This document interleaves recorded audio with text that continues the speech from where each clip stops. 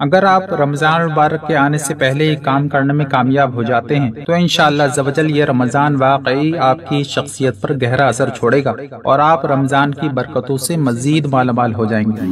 اپنی زکوٰۃ وغیرہ اگر اپنے غریب رشتہ دار یا اور کسی مستحق کو دینی ہے تو ابھی دے دیں تاکہ وہ آسانی سے روزوں کی تیاری کر سکیں، اور اگر کسی ادارے یا تنظیم وغیرہ مثلاً دعوت اسلامی کو دینی ہو تو بھی پہلے ہی دے دیں۔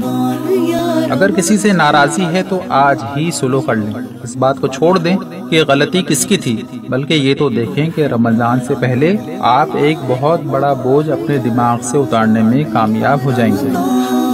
دن بھر کے بھوکے پیاسے افطاری کے وقت گھر پہنچنے کی جلدی میں گاڑی تیز چلاتے ہیں، اس طرح حادثات کا امکان بڑھ جاتا ہے، لہٰذا ابھی سے یہ نیت کر لیجئے کہ گاڑی خیال سے چلائیں گے، جلد بازی نہیں، احتیاط کیجیے، کیونکہ احتیاط ہی زندگی ہے، آپ کی بھی اور آپ سے جڑے ہر فرد کی بھی۔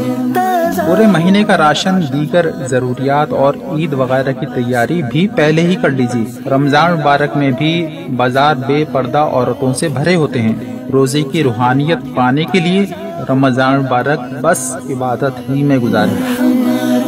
رمضان کے شرعی مسائل ابھی سے سیکھ لیجیے، روزانہ کم از کم آدھا گھنٹہ فیضان رمضان کا مطالعہ کیجیے۔ اللہ تعالیٰ آپ کی زندگیوں میں اپنی رحمتوں کی چاندنی بکھیرتا رہے اور آپ سمیٹتے رہیں۔